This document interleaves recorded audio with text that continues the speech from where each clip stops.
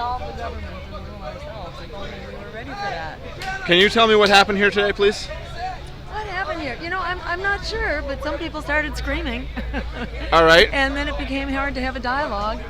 So it kind of, sort of ended the dialogue when some people started saying, jumping in and trying to silence our voices. There were a lot of people here from the Poor People's Economic Human Rights Coalition telling it like it is, that it's not what Bill Clinton and Barack Obama are saying. They're telling us it's good, right?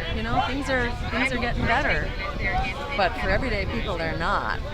And so we are here to challenge that, and we will continue to challenge that. But when you're outside, kind of in the middle of anywhere, anyone can run up and shout you down, and there seem to be a few people here who are kind of into the shouting thing. In the future, how do you plan to deal with the inevitable anarchist presence at your campaign stumps? Well, when you have a microphone on a stage, it's really not an issue. But when it's everybody together outside, it's kind of hard when there's no sort of structure to the event. But this is the exception, not the rule. And for the most part, we've been really welcomed and have had a wonderful, enriching, mutual team building experience with Occupy, and we're gonna keep building that 99% vision and solidarity, and keep building a better world for us all. We're on a roll, and word is getting out, because there's a lot of pain out there.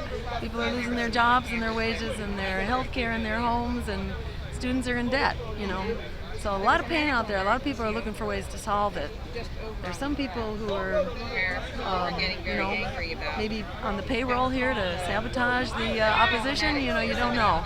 But that's what happens when you're kind of out in the heart. And, sort of anybody's field day out here. But this is the exception. This hasn't happened before. And, for the most part, people are really ready to stand up and start taking our democracy back. I noticed that you have a very small amount of security at your campaign speeches. Would you maybe increase that security, or are you happy with the level of safety net that you have around you here? Yeah, I feel there's some organizing that we can do better by way of having a microphone, for example.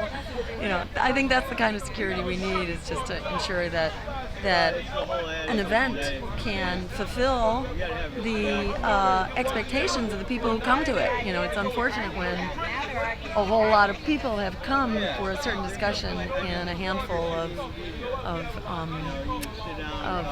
what shall we say, loud voices who are not going to be team players want to take it over and disrupt it. So that's a little bit of a problem, but that's okay. We got through most of it, and I think we said what we had to say.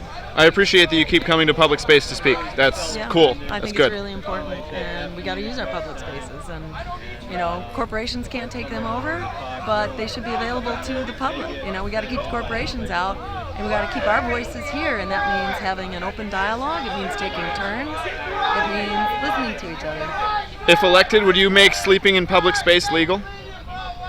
I think it is legal in a lot of places. We have the right to be in a lot of public spaces, and I think for us to be using, not for us, but for governments to be saying that ordinary people can't use those spaces for demonstrations, to redress grievances for our government, that's a very dangerous thing. We need to ensure that the public voice can use our public spaces in all kinds of ways. Thank you very much. Sometimes that takes the form of tent cities. Tent cities are a very important form of protest and for reclaiming, an economy that serves us. And historically, it's been a very important part of how we build social movements. So it's important to keep, to ensure that right remains.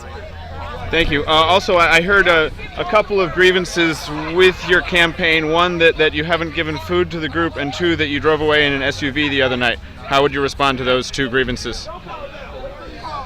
Now, they're not my grievances. They're the grievances of those people that I hear. Yeah. We are certainly supporting PPERG. And PPERG has been bringing food to these events. So in a way, you are giving food to these people, yeah, just not directly. Yeah, exactly. Okay. And how about the SUV? And the SUV, I tell you the truth, we're a largely volunteer campaign. So we ride in the vehicles of our volunteers who are able to come and get us. And, we are a strong voice to provide public transportation, provide real options so that we don't need to be dependent on automobiles and, transitioning to green renewable energy and all that. But in the meantime, we can't really tell our volunteers what kinds of cars they can and can't drive. Speaking of public transportation, would you make public transportation free for all people? That, I think, is where we want to get to, for sure. I think transportation is a right in the same way that healthcare is a right. It should be provided to us in the same way that education is, as well as, we need to have affordable housing, and transportation is absolutely, as are, for example, utilities, and the right to have access to affordable heat and water and electricity. All of these are essential services that should be provided for people and not for profits.